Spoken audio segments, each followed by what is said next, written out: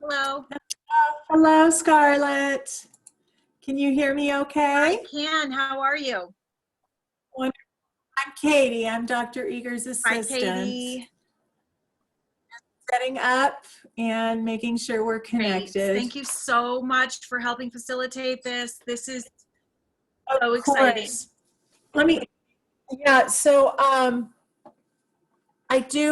Will you take a few minutes when she comes to tell her about your story? I've mentioned it to her, but we've been so busy that having in-depth conversation has actually not been possible. I get that totally. I get that totally. Yes, absolutely. I will. Yes, thank you for that. Okay, great. Yeah, of course. Okay, Scarlett, let me go get her. It might be a minute because we're a little early. No worries. Take your time. I know we're early. Okay.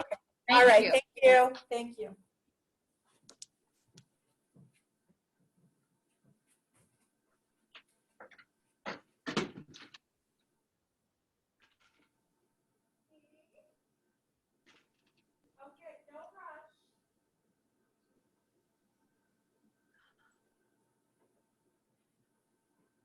So warm in her room. She gets so much sun.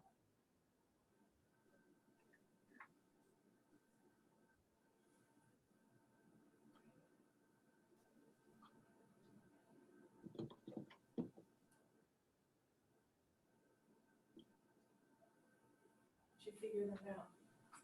So this is Scarlett. Her son was killed in Connecticut in the shooting. And she started an organization. So she'll tell you about it, and then she wants to ask you some questions. Okay. She's lovely. Scarlett. Hello. Hello. Hi. Hi, Dr. Eger. It's Eger, by the way. Oh my gosh. Like Eger, thank you very much. Hi, Dr. Eger. It is such an honor. Thank you. It's good to be with you. It's great to be with you. And I before we begin, and I'm going to say this in the interview, but everything that I do my entire life is based on choice. In fact, I started this journey when my 6-year-old son was murdered in his first grade classroom at Sandy Hook Elementary School. I don't know if you remember that tragedy where 20 first graders were killed in 2 first grade classrooms and 6 educators. And Jesse had left a message on our kitchen chalkboard. He wrote 3 words: nurturing, healing, love. And I knew that it was preventable, and that, I decided, I called my movement. This was 7.5 years ago, or you would think that I was just copying you. I called my movement the Choose Love Movement. And everything that we do is based on choice and the ability to choose love over fear, and the foundation that we can't all choose what happens to us, that we can always choose how we respond, and we can always thoughtfully respond with love. You don't need me at all. Well, I read your book, and every single thing that you said was what we teach in schools across the country. I just wanted you to know that, because think about Dr. Eger, Eger. Think about Dr. Eger, what a society would be like if kids learned from an early age that everything that happened to them was a choice, and that they could choose love as a thoughtful response. So I love to see my books in school. I really would like to. Yes, and you know what? We are going to share this interview with our educators all across the country. we're taught our Choose Love program, that's what it's called, is taught in every state. In some states, it's the most taught social and emotional learning program, and over 100 countries. So this interview is going to go far and wide, and it's going to be disseminated mostly amongst teachers, which I'm so excited about. Yes. I can feel your excitement. Ah, That's yes. beautiful. I like people who are fired up. I'm totally fired up. I'm fired up. I have to tell you that my tragedy happened 7.5 years ago, and this is the best day so far interviewing you. So I'm so excited. Thank you. And I'm sure that your son wants you to have a full life, and telling you that spirit never dies. Absolutely. I knew that he would have wanted me to have a good life. He has an older brother. He would have wanted him to have a good life. He would want us to have fun. In fact, one of the last messages that Jesse left for his older brother was, have a lot of fun.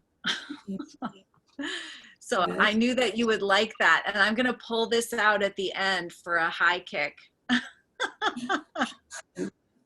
Have a lot of fun and get a good education.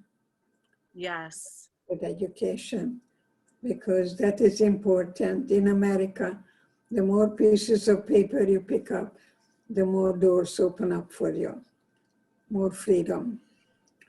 So Yes. stay in school as you can, as long as you can afford it, yes. Absolutely. And I think Well, it's very important that love conquers all. that's all there is. That's all there is. Drop the mic right there. Love conquers all. That's for sure. We just have to figure out how to make that choice. You have to want to. So you have to want to, and you have to know that it's a choice. I cannot make you want to, but I can create an environment that is really something that you choose to come closer and listen with the third ear, and knowing that I can't is not in my vocabulary.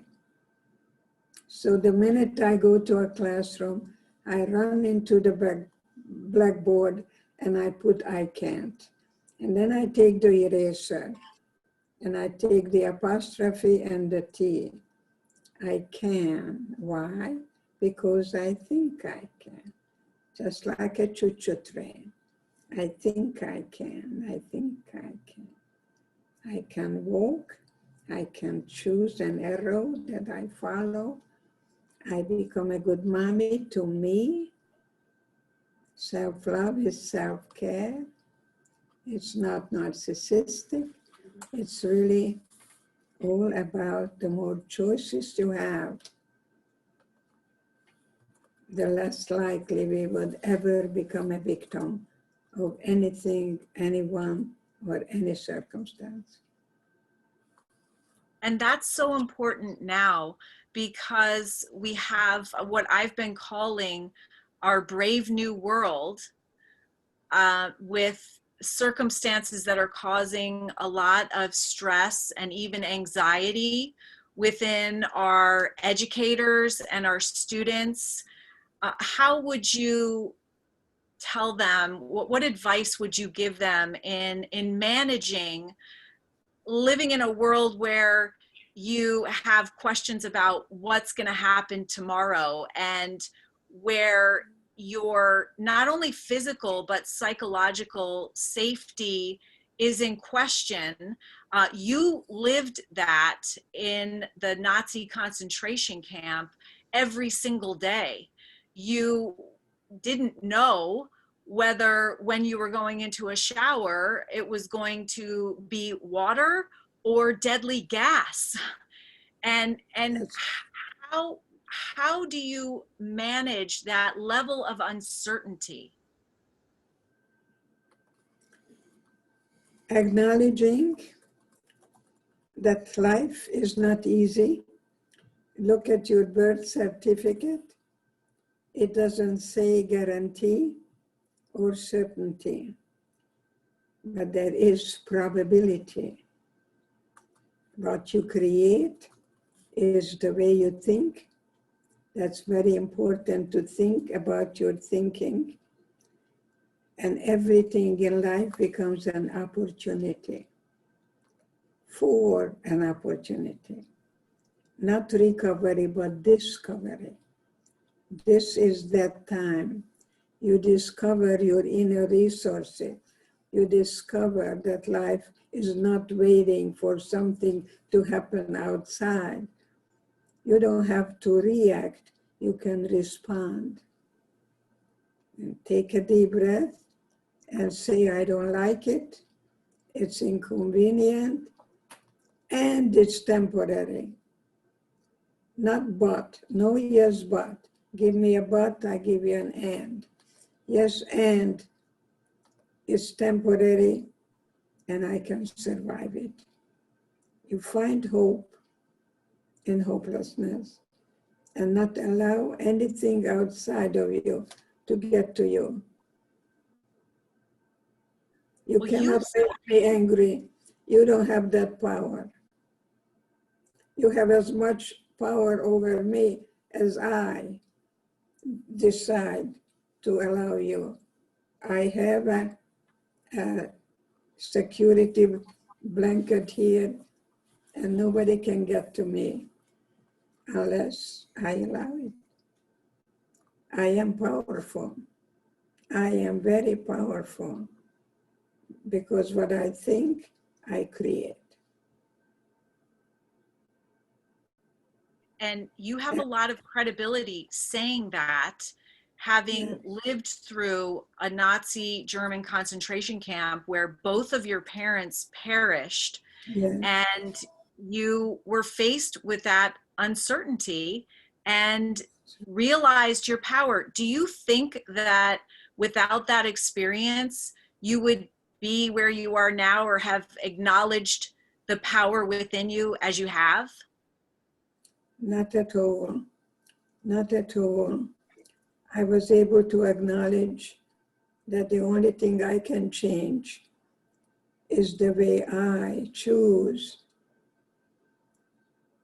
to turn hatred into pity. I began to pray for the guards.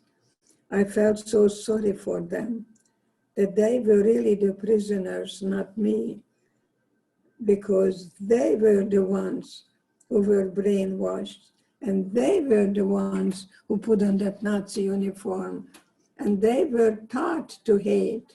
We're not born with hate. They were taught that Jews are cancer to society.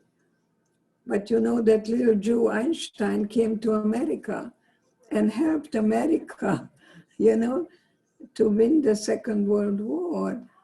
This is a country of immigrants. So we got to get rid of the us and them mentality.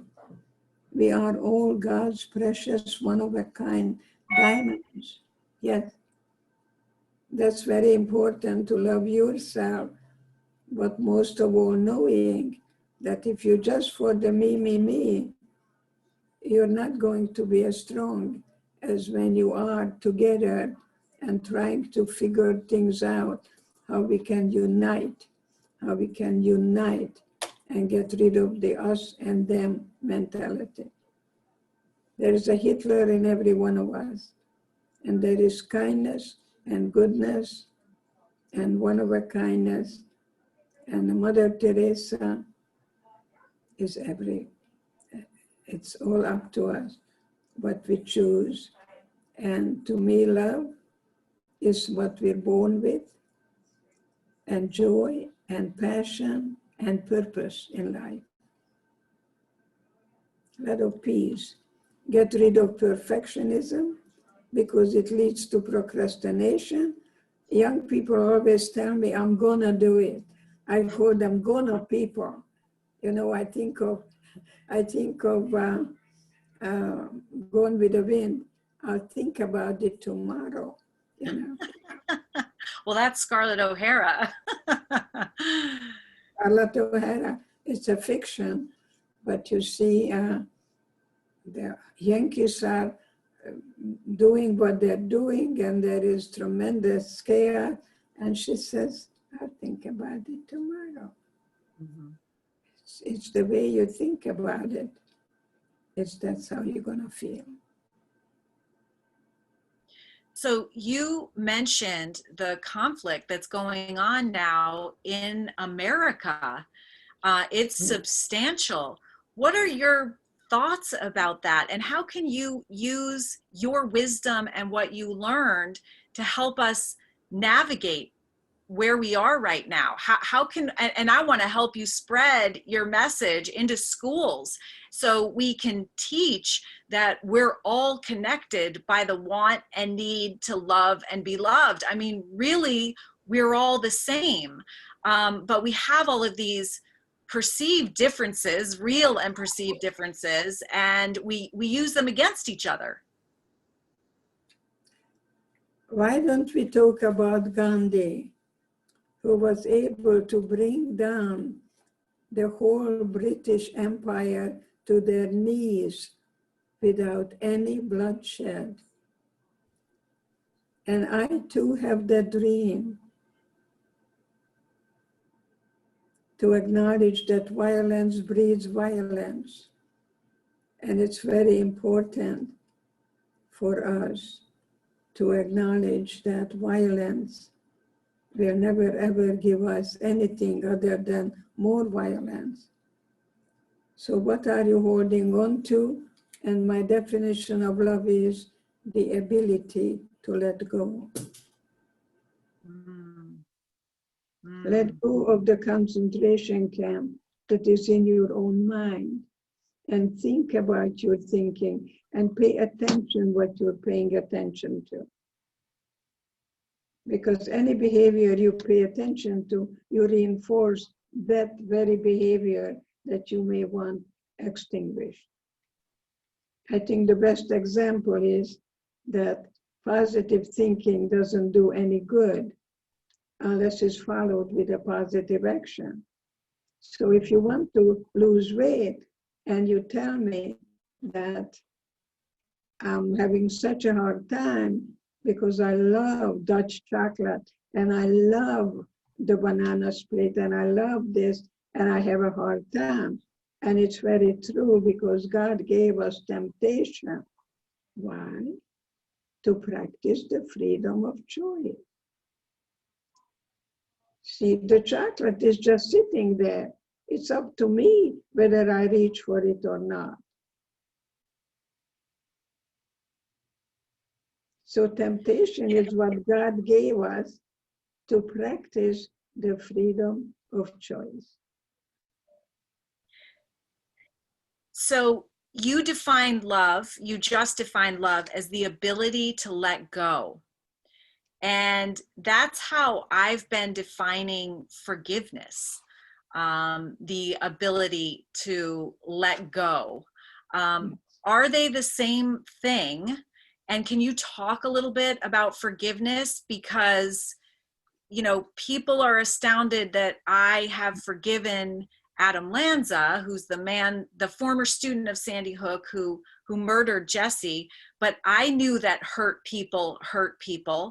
And I'm hearing that same message in you.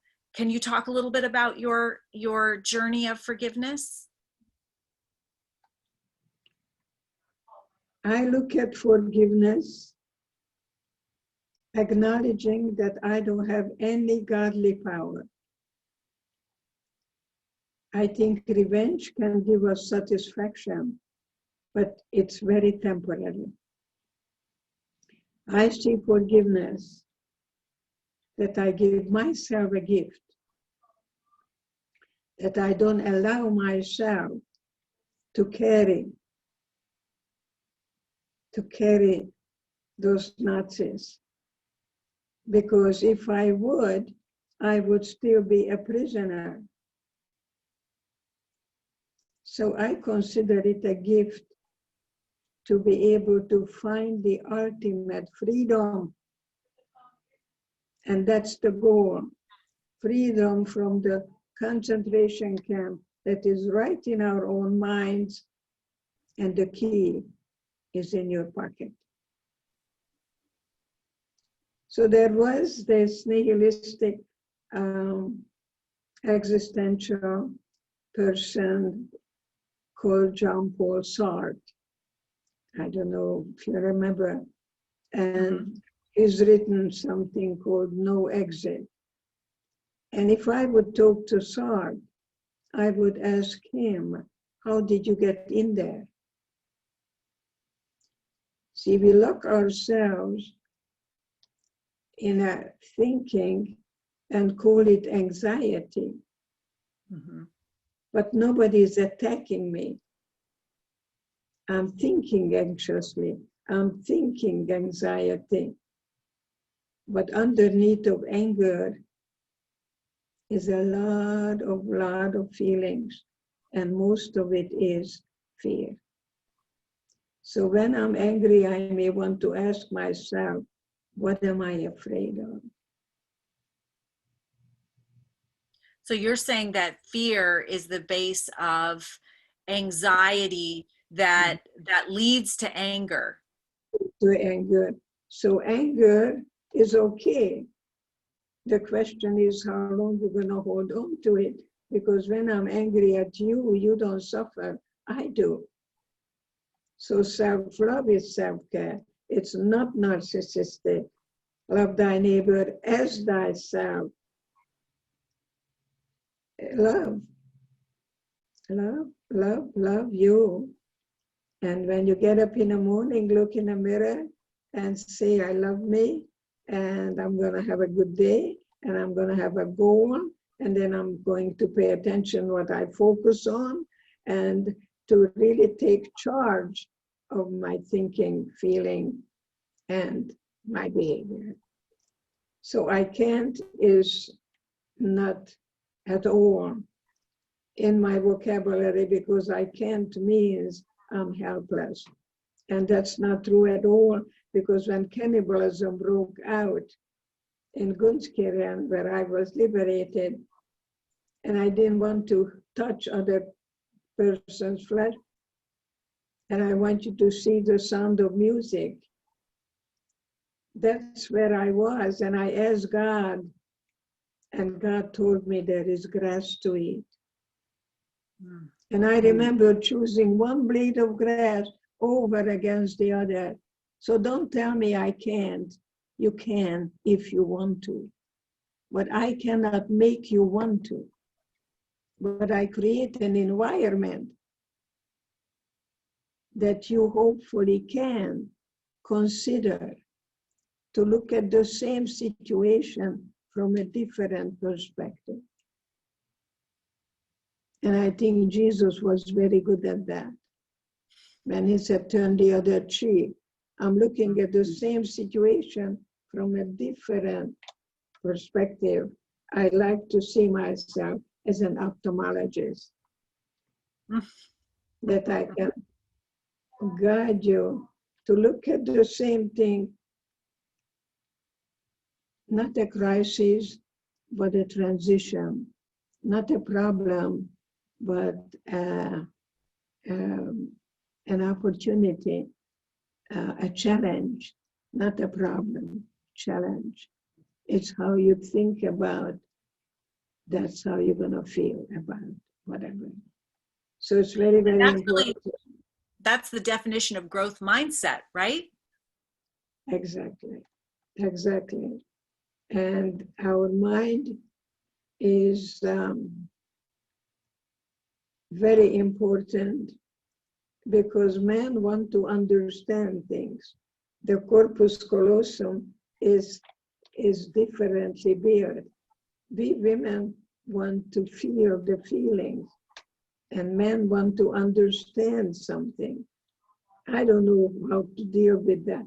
Overcome, people tell me, I overcame. No, I didn't.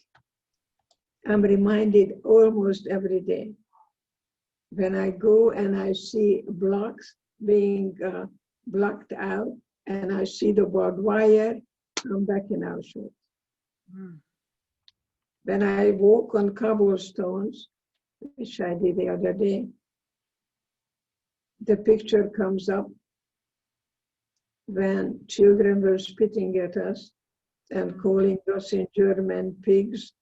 And I felt so sorry for the children that they were taught to hate me. So what happened, I ended up working in a military hospital and I took care of the German families. And the little girl comes to my office and jumps in my lap and calls me Oma. So you see, never give up hope. And that little girl doesn't know what I am picturing right now and feeling so grateful. I'm filled with gratitude. Yesterday I was 93, young. But Happy birthday. Yeah. What a celebration. What a life. Wow, what a gift you are to humanity. Thank you. And I like the butterfly because we go through the metamorphosis and then we shed the chrysalis. So give up the need for other people's approval. Give up your any kind of perfectionism when you just want to do things right. We're not born to be murderers. We're born to give love, to receive love. And then what happens? Then what happens? I believe that. I mean, science has proven that we're born gravitating towards love. We're not born hating. I use the Gandhi quote every time I speak, that we have to be taught to hate, and that if we can be taught to hate, we can be taught to love, for love comes more naturally to the human heart than its opposite. What happens? You are the future. Young people, ambassadors for peace and goodwill. I want to be a good role model to you. That someday you're going to truly be part of that wonderful, loving, beautiful child of God, that we are here. And we were planted here, and we watered that plant, and we love ourselves, and it is able to really love others, but you cannot give what you don't give to you. So that's why I think it's okay to fall in love with you. But if you just for the me, I never would have made it.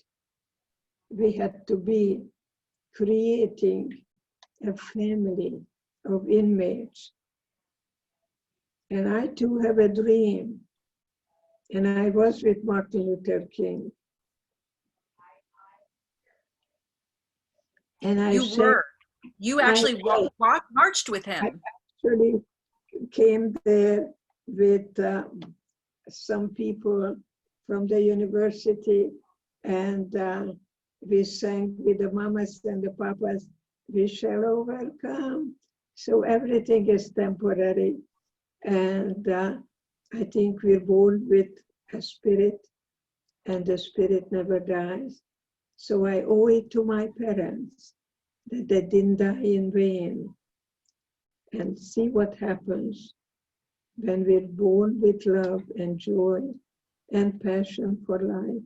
And then someone tells us today Germany and tomorrow the whole world.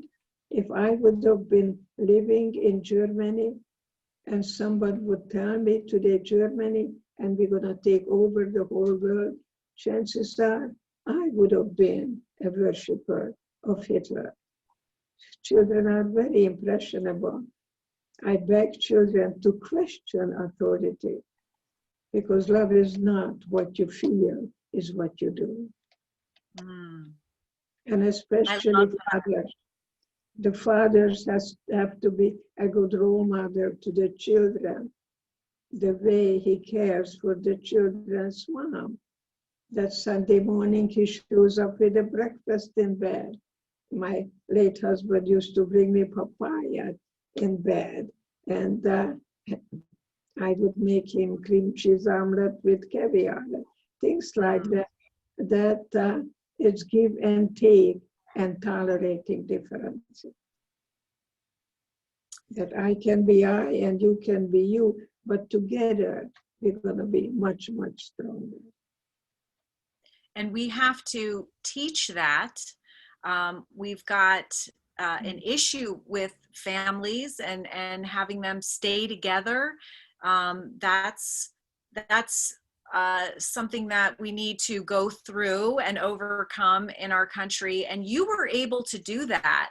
You had a little break in your marriage, but you realized that it wasn't your husband that had the problem. It was you, and you guys came back together. Could you talk about that? When I met my husband, I was 17.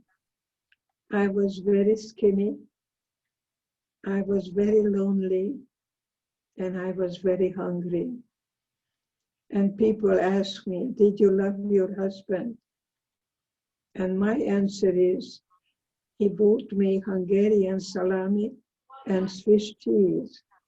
I didn't know who I married. But you see, I didn't go back to my husband. I became a woman to a man. When I married the first time, I was either his mother or his child. And that's why I tell people, don't go back, because that led you to separate. But talk about the new beginning, talk about the Renaissance, talk about the regrouping, redeciding that chapter is ending, but the book has yet to be written. Go write a book. People asked me to write a book for years. And I said, I have nothing to say. So who's the enemy? Mm. I have a lot to say. Mm. I have a lot more to say. And I'm writing a book now with my daughter on recipes. Mm-hmm. I never leave food on my plate. I never take anything for granted. I am in pain just to throw out a piece of bread. So if you take me out to lunch, I'm gonna eat up my food, and then I look at your food and I either eat it or take it home. Never leave any food on the plate. Well, And I my don't do daughter, that. So I'm just like you, even though I haven't had your experience. Don't worry. I never waste food, and I have chickens and dogs. So what we don't eat, it's always eaten. I get that. You know, you said something that really made me think when you were talking about how your experience in the concentration camp is always right there. I think sometimes we think that we have these situations like the murder of a child, my situation, and that you can get beyond it. But it's almost, I compare losing a child to losing a limb, like what it must feel to not have a left arm, because you were born with that left arm and you would always probably go to use it. So you said that your experience is always right there. And how do you manage the fine line then when you have your experience right there, but you've obviously chosen love and healing, and I know life is all about healing, but how do you manage that fine line and stay on the side of health and not fall off it into the abyss? There is no forgiveness without rage. But you see, life is not about lost and found. You didn't lose a son. God sent you that wonderful spirit for 7 years. And then he had to go home. Mm-hmm. You didn't lose your son. Mm-hmm. His spirit is with you and telling you, by God, she's got it. My mother, he's so proud of you that you're not revolving, but you're evolving, that you're going to the young people in school and you talking to the future ambassadors for peace. So I want to congratulate you that you don't have time really to hate and be against. You are for love and for uniting and forming a human family so we can empower each other with our differences. So I can be I, you can be you, and so together, certainly, we're going to hopefully form a human family so we can survive. I love that. And you know, we are born with a negative bias that we focus on the negative. The majority of our thoughts every day just naturally are negative and repetitive. When Sandy Hook happened, my tragedy, I noticed that people automatically started going against things. Even now I see yard signs that say, hate, they start with hate, has no place here. And I know what they mean, and I know that they mean well, but I can't help but think of the difference between that message and I have to say our message, because both of our message revolve around choice and the message of choosing love. How do you think we can get that, the understanding that it's more important to be for something than it is to be against something? How can we articulate that for people? I was very suicidal when I was liberated, because when I got up in the morning, I realized that my parents are not coming back. And the reality hit me. While I was in a camp, when I was in a camp, I said to myself, if I survive today, then tomorrow I'm going to see my boyfriend. Because he told me I have beautiful eyes and beautiful hands. You see, and now it's easier to die than to live. But I know God spoke to me and told me, if you die, you're going to be a coward, but if you live, it's time to see how to be for life and for appreciation and for gratitude, but not to minimize or deny. You know, we use a lot of defense mechanism. You know, we want to acknowledge that when I went back to Auschwitz, I asked my sister to come with me because we lost our family and I never went to a funeral. So I asked my sister Magda to join me, and she told me I'm an idiot. So it's not what happens, it's what you do with it. For me, was the most positive thing I've ever done in my life, to go back to the lion's den, to look at the lion in the face. So people don't come to me, they're sent to me. So I hold your precious hand, and we're going through the journey called grieving and feeling. And you cannot heal what you don't feel. So don't medicate grief. When I teach at the medical school, that the first thing I say, don't call it clinical depression. There is such a thing.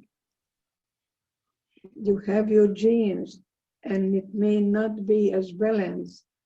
And yes, I take some thyroid pills because I'm pretty hypothyroid. I have a hard time getting up in the morning, but that doesn't mean I am against medication. I just want to tell you that there was no Prozac in Auschwitz, and that's in my book, because I took care of a physician who was self-medicating. So after we were done, one day I got a call, and he said, you know, Edie, I never forget what you told me. And I say, what did I tell you? And he said, you told me there was no Prozac in Auschwitz. So dependency can breed depression. So many people just stood there and waited for somebody to come and liberate them. And those people died. So it's very important to learn how to respond, but not to react. Take a deep breath. In the English language, someone is going to say, you are stupid, you this, you that. And the minute you say you, you're going to say, oh, I'm going to be dumbed-down. And the longer they talk, the more relaxed I become. See? I like that. Isn't it? You also say, and I've used this in my family too, you also say, somebody's going to put down the rope and don't pick it up. It takes two to fight, it takes one to stop you. I love that. But you know what? That takes a lot of courage, and every cell in your body is about courage. How do we get the courage to make those choices, to thoughtfully respond with love? How do we do that? How do we have the courage not to pick up that rope and do our part in the fight? I had a young man to come to see me. He was sent to me actually by the judge. And he told me he's a boot boy. I don't know a thing about boots. That was in Texas, by the way. So I acknowledged his boots, but then he got up and he put his elbows on my desk. And he said the following, I quote, "Hey, Doc, it's time for America to be white again. I'm going to kill all the Jews, all the niggers, all the Mexicans, and all the Chincos. If I would have reacted, I would have taken that boy, I would have dragged him in a corner, I would have stepped on him and tell him, who do you think you're talking to?" I saw my mother going to the gas chamber. But you see, God sends people my way, and the most obnoxious person becomes your best teacher.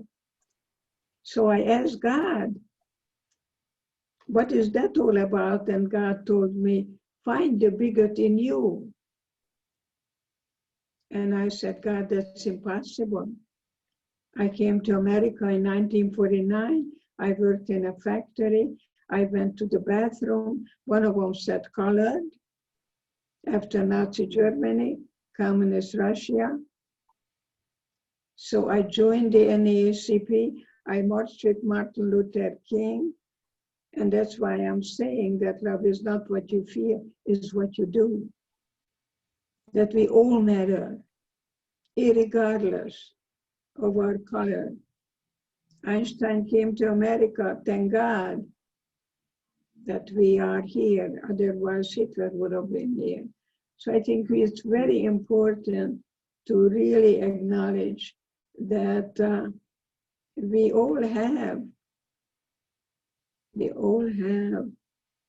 the good part, and the good part is always going to look for a gift in everything. And not to be a yes but person, but a yes and person. Yes, many people can do what you can do, but not the way you can do that. And I celebrate that you commit yourself so people would know that love can conquer all. That you're not really just grieving and grieving. You're grieving, you're feeling, and you're healing. And You're not stuck in the past, but you don't try to overcome. It's going to come to you, remind you, and you welcome that feeling. And then you realize that God sent that beautiful, precious Son. That spirit came, and the spirit went home. But his spirit will never die. And that spirit gives you every morning the courage to not revolve, but to evolve and become a wonderful giver, teacher, and most of all, you are a guide, guiding people from darkness to light, from victimization to empowerment. May I show you Jesse's message that he left on our kitchen chalkboard? Sure. Okay, I'm going to share my screen. I just want to show this to you. I hadn't planned on doing it, but this is a message that Jesse wrote on our kitchen chalkboard. It's actually around the corner from me. Remember, he was in first grade, just learning how to write. And this is what it looks like. He wrote 3 words: nurturing, healing, love. Now, those words aren't what a 6-year-old would normally say. They're in the definition of compassion across all cultures. And I knew immediately that if Adam Lanza, who was the perpetrator, had been able to give and receive nurturing, healing love, the tragedy would never have happened. Basically, if he had known that he had a choice and he had some skills and tools to make that choice, the tragedy would never have happened. And this is how I started my Choose Love movement, with these 3 words. Yes, and his spirit will never die. And he's very proud of you. He's like Mr. Higgins, who says, "By God, she's got it." Yes, I love the British accent. "My God, she's got it." And you got it. You got it. You got it. Your love is contagious. Contagious because it's real.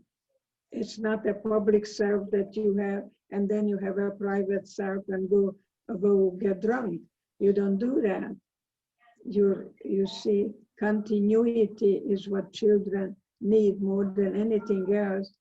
Don't tell them one thing and then you do another, because that's the definition of hypocrisy.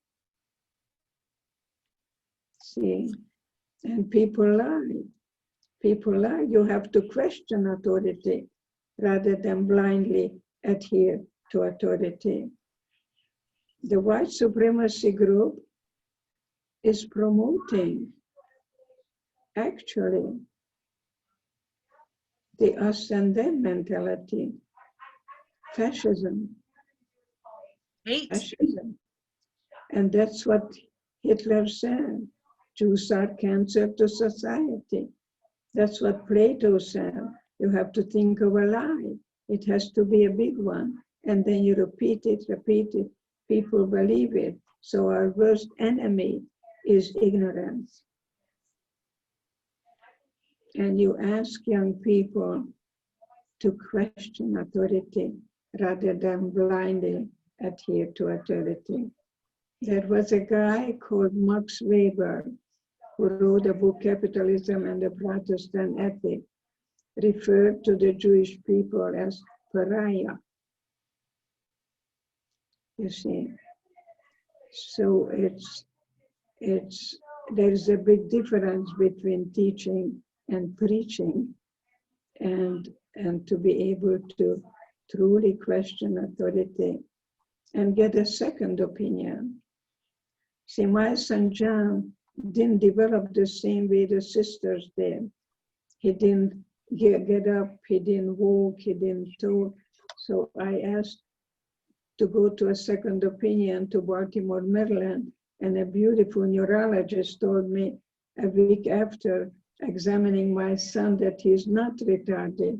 He had the drooling eyes and he looked that way. But he told me, you're going to be what you make of him. He's going to need speech therapy, occupational therapy. How much do I owe you? $10? This is in 1960. Mm-hmm. My son John graduated as a top 10 student from the University of Texas. You see? You find a gift, but then you have to give up something. I gave up my schooling. I went back to school and I graduated with honors, but I didn't show up for my graduation because I didn't forgive myself that I survived. So you got to start and end with you, because you can't give what you don't have. And you know what, that's a really important, that's a lesson that I recently learned by working with foster kids. And I was talking to them about forgiveness and how important it is to forgive the person who hurt you. But they said to me, we blame ourselves for what happened.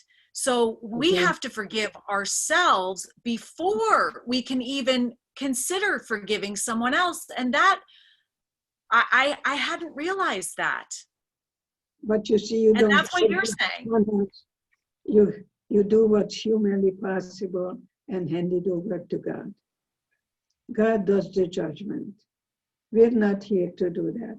We're here to do the best we can with the information that we can lie in bed.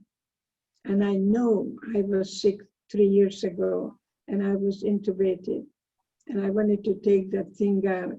So they tied my hands and I wrote down to my daughter, I want to die happy. And I know when I'm going to be in my deathbed, I'm going to feel very satisfied. And not asking what the world did or didn't do. It's what I was able to do to promote love and to unite. And so I know I am going to be feeling very good having an interview with you, because that way you have a good role model here. And even if you feel like giving up, you know that you have your calling. You don't have a job, you have your calling. I don't have a job, I have my calling. And I owe it to my parents that they didn't die in vain. I love that, your calling, your purpose in life. And that's what we're all looking for. And I found my purpose through my tragedy.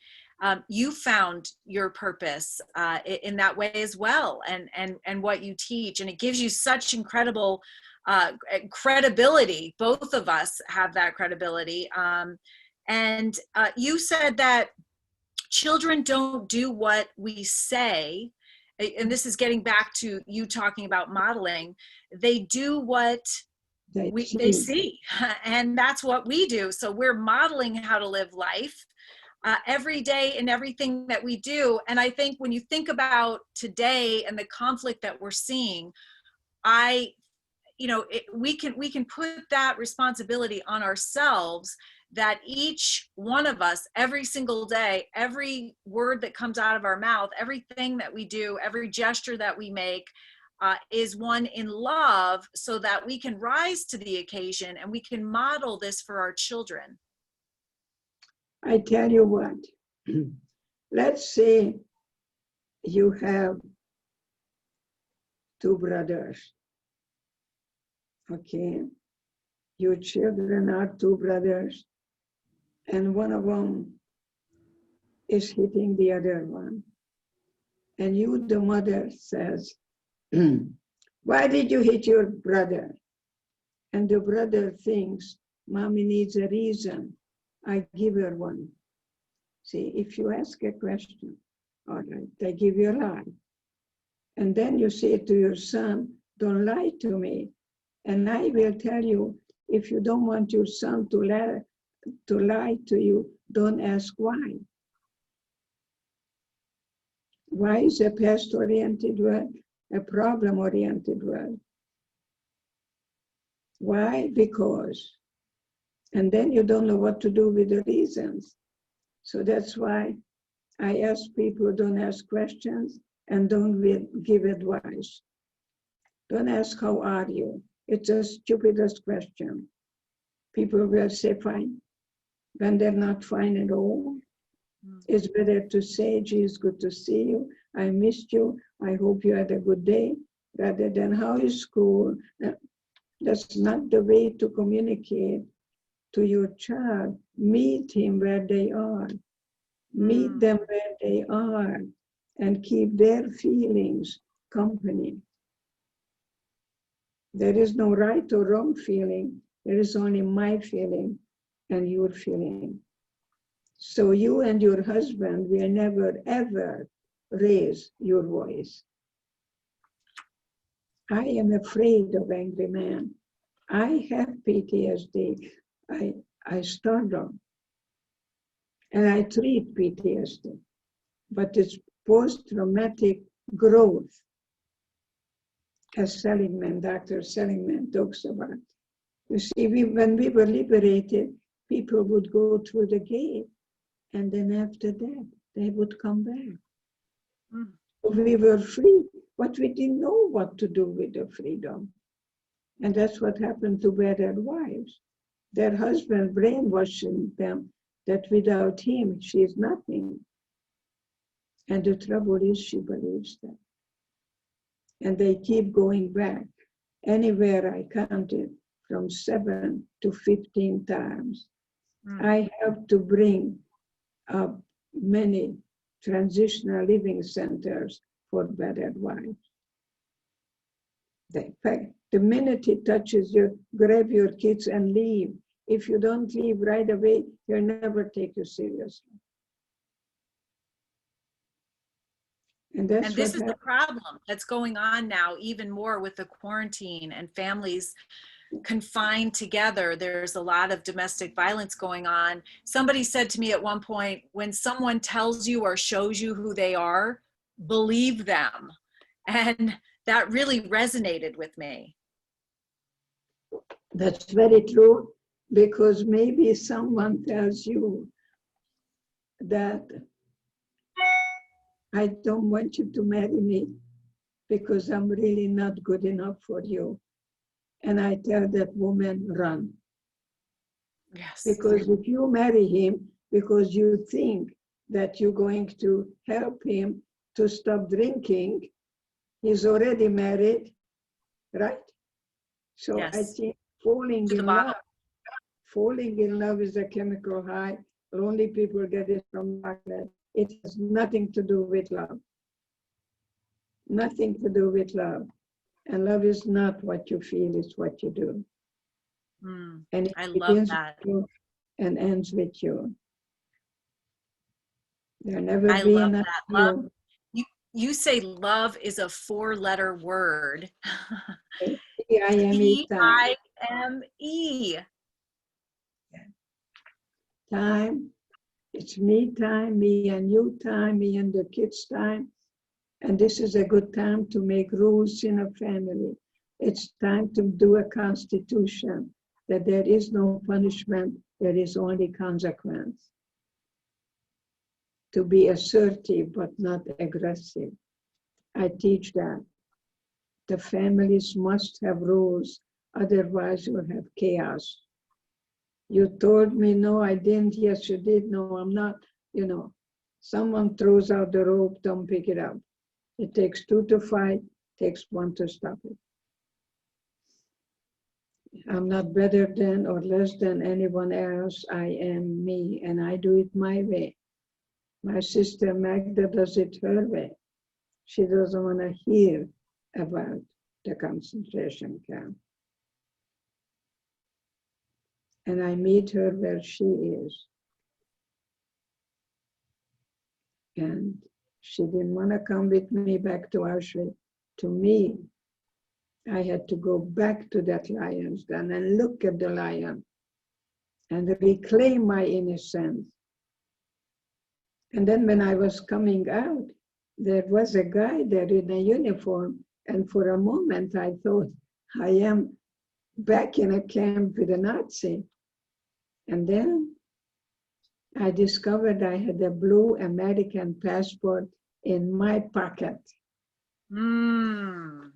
And I said to myself, it's okay to speak English with an accent. It's okay, I'm not Popeye. I have to be my way, doing it my way. And I gave myself the freedom to be the me, my genuine self. And so I am much freer when you take the journey to let go. Let go the need for everyone to love you, but most of all, my little granddaughter was in a class where the IQ was 148, I think, but the teacher called her my little caboose. Mm. And she was a perfectionist. She would, erase things. And she was ready to leave the class. She didn't think she was really able to keep up. And I told her about Auschwitz. And I told her that the teacher has no right to label her. And I begged her to go back to school. She went to the Bishop School in La Jolla, California. And when it was time to apply for colleges, you have to write your autobiography. And the title was When the Caboose Became an Engine. Fantastic. She made that choice herself. She graduated from Princeton. She wrote her thesis on grammar, and she got a PhD at UCLA, and she's a professor today at the university. So I think it's very important, women especially, to become emotionally and financially independent before they even think about marriage. Mm-hmm. Then you're not doing it to fulfill a need. Like you were saying, when people asked if you were in love, you said that your husband gave you food, and he was fulfilling a need within you. But if you fulfill your own needs, then that's not what you're looking for in a relationship.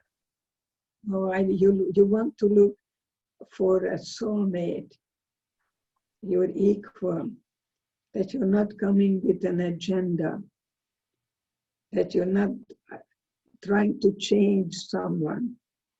You can disagree with them. That doesn't mean that you are a good person and they are the bad people. We're good people doing bad things.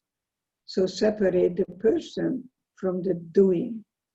You are good. God doesn't make junk. You're good. Just for who you are. What you do, that you can change. Your behavior. So I love that. That's what we can change. Change the word always and never. To up to now and in the past, because those are words that are absolutistic. So I ask people to really think before they say something. And is it very, very necessary to say that? And is it most of all kind? Kindness. Kindness and integrity I look for in a man, especially. So the two questions. When did your childhood end? Very important. Because we grieve over not what happened, but what didn't happen. So when Lindsay asked me to buy her a dress so she can go to her dance to the Bishop School, I did that, and I came home, and out of the blue, I started to cry. I didn't get it. Why am I crying? I just gave this wonderful, beautiful present to Lindsay, and I realized that I'm not crying because Lindsay went to a dance. I cried because I never went to a dance. Mm. So it's very important to take stock of yourself and to see in what way you may be acknowledging that you never maybe had a childhood. Like I never had dates. Like you date a guy, then you dump him, and then you date another guy and you dump them, you know. So when my husband died, I didn't know how to talk to a man. And I asked my granddaughter, how do I talk to a man? And she said, talk about things he likes to do. You know what he liked to do? Football. Do you know what Yes. I knew about football? Zero. I didn't know how to have small talk. And so That's it's what they very can talk about with each other, right? Not with us. amazing how your granddaughter can tell the grandmother about things that she's experiencing and grandma never did. So I think it's very good to keep the families together, to empower each other, because I like what you call supermarket music. I like the big band. See, I like the boogie woogie. See, when I was liberated by the Americans, they taught me about jazz, and so I still love that. But young people call it supermarket music, and that's fine. Or elevator music too. Yes. It's okay. Yes. I love the big band. That reminds you of your freedom, probably, and when you were liberated. Yes. When I was liberated, I couldn't walk. I couldn't walk. I was put in a bed and put in a cast. And You had a broken back. You were found in a pile of dead bodies, just about dead yourself. yes, exactly. And then I looked up and I saw those big lips, and I didn't know what I'm looking at. I never saw a man of color. And then I saw the tears coming down and the M&Ms in a hand. I wish I could be that man today. If he wouldn't have found me, I think it was just minutes away. And yet I know that there was a God who meant for me to become the person that I am today, be a good role model and to be a good guide from darkness to light. It's like going through a tunnel, and then you look for the light. And this is temporary. Everything is temporary. It's what you do with it. So use it to write a book. Or you used to maybe make something in your family that you have playing time, that you do not really give any lectures, and don't say you should, you must, you have to. Just say this is the time to look at both sides of everything. You know, I'm a Libra, so I look at both sides. On the one hand, on the other hand, I like to put things on a scale. When is your birthday? My birthday is June 19th, so I'm a Gemini, so I am two sides. You're not two-faced, but you have two distinguished personalities. Yes. You know, you said you found God in the concentration camp. You said God doesn't run the death camps, people do.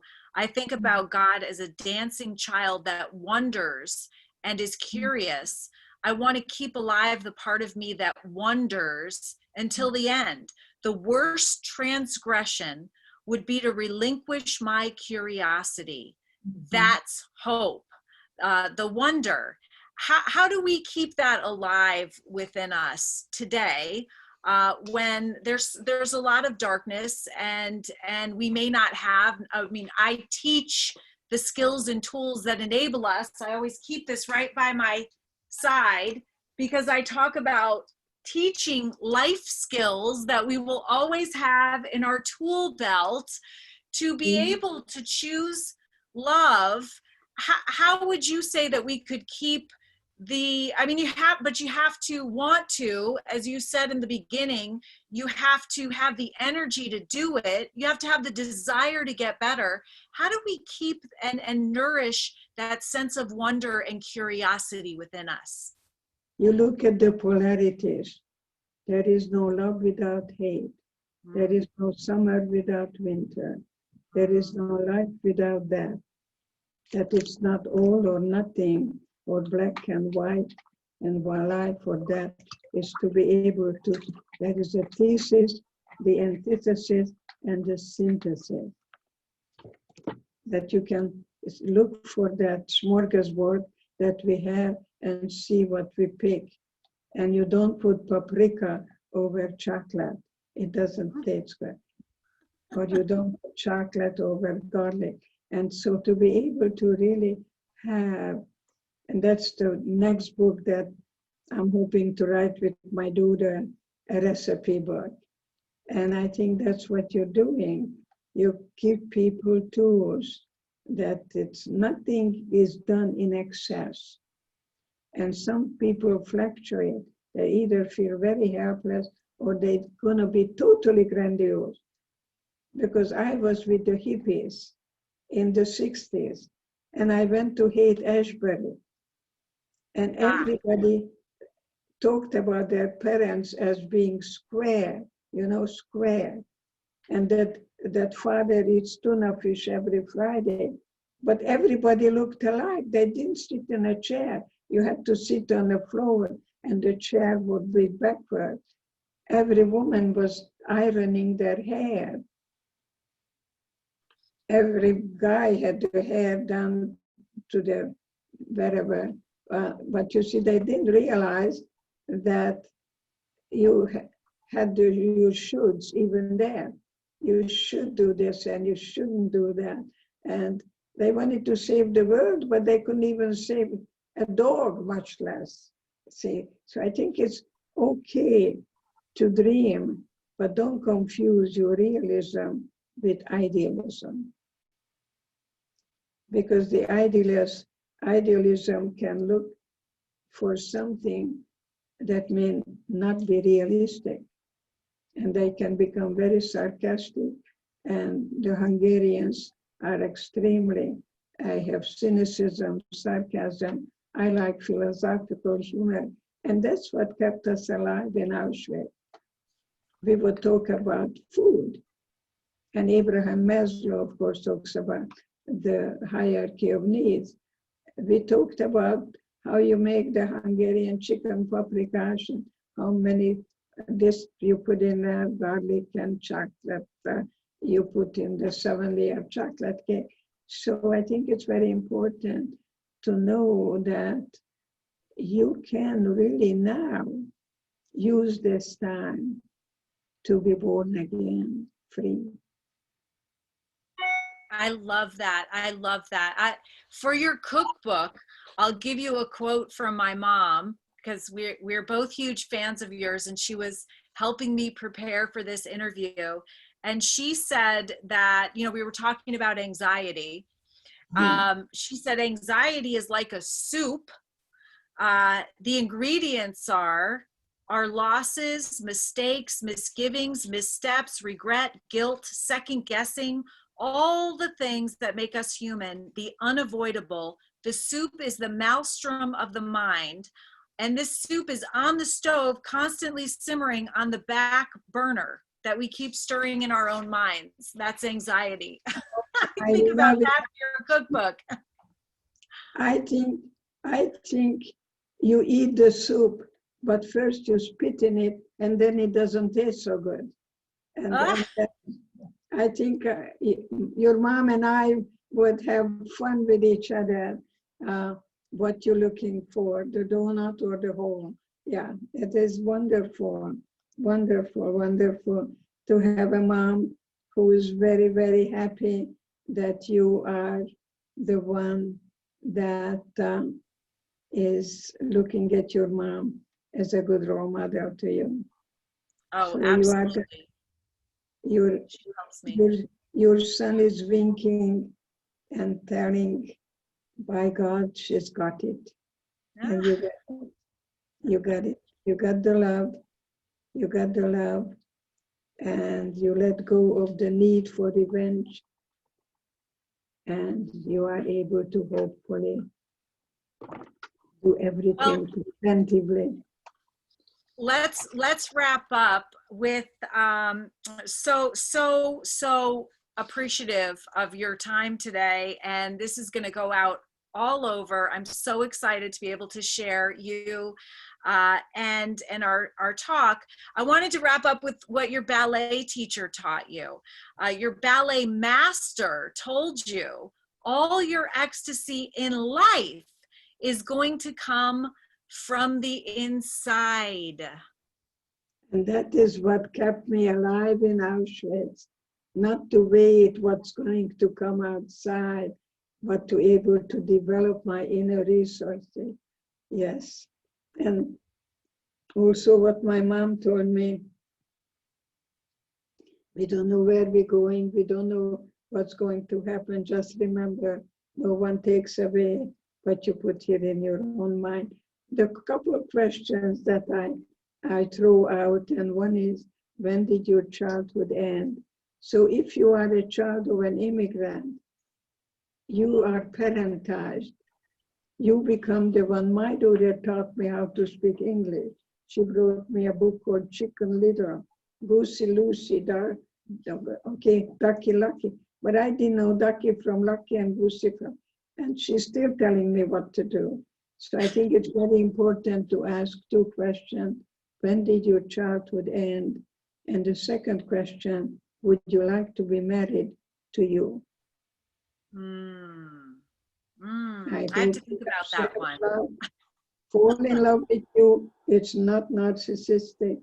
It's very okay to get up in the morning and experience self-love, have a good breakfast, like a king, like a prince for lunch, and like a pauper in the evening. Then you're not going to gain weight. In a way, it's that you know, not overdo anything in excess. So you have a balance between working, loving, and playing. That's beautiful. And that's a beautiful way to transition. I want to say, have a lot of fun. That's Jesse's message. That's what he that's how I end. By saying that, I know that that's exactly what your ballet teacher was saying. And you usually, you have ended your talks with a high kick. And I actually put on pants so that I could do one, either with you or. Yeah. Okay, let's great. do. Okay, all right. Okay. Oh, You did it. You got it? I got it, but yours is you have more practice, obviously. I'm not even getting my kick up. Hold on. All right, there we go. No, you're good. Just keep practicing. Practice, practice, practice. How do you get to Carnegie Hall? Practice, practice, practice. So stretch before you go to sleep. Keep stretching. Yes. I'm not a shrink, I'm a stretch. You know, stretch your comfort zone, stretch your choices, because the more choices you have, the less you feel like a victim. I love that. I love you. I love everything about you. Thank you so much for Thank these you. two incredible books. Thank They're you. gifts to the world. You're a gift to the world. Thank you. Thank you. And I hope you write your own book and have an interview with Oprah, who's wonderful to really let us know that her childhood was not very good, and look what she did with it. She doesn't have time to be a victim. And I was so preciously blessed. And I was in a library of Maya Angelou that she inherited all her books. And I was privileged enough to be in the library of Maya Angelou, who I admire. I saw that interview and it was incredible. Yes. So I did write a book and I'm going to send it to you. It's called Nurturing Healing Love, which is Jesse's message on our kitchen chalkboard that translates into choosing love. It's the message that I spread. It's your message as well. And, you know, this is now we're in, you know, I made some notes that I would love to be able to put into our home program, because we have, you know, not only programming for infant and toddlers, because it's so important that part of the brain development, but also pre-K through 12th grade and home. And a few of the things that you said about having a family constitution and no punishment, only consequences. I love that. It's so beautiful. And I'm going to include that and definitely give you credit for that, if you don't mind. Thank you. Thank you. We're stronger together than me alone or you alone. So I welcome you, I adopt you, and I think this is just the beginning. Hopefully you'll call me and maybe even come to my sanctuary, which is really my home here in La Jolla. Where are you calling from? I would love to. I'm calling from Sandy Hook, Connecticut. So I still live here on the other side of the continent, but actually my chairman of the board lives in La Jolla. So he lives by you. I have visited him and I am going to visit him again. So I would love to be able to visit you in your home and stay in touch. Thank you. Thank you. You're a wonderful interviewer and a wonderful, beautiful guide to us all. Thank you. Thank you. Take care. Thank you so much. Of course. Bye-bye. Thank you.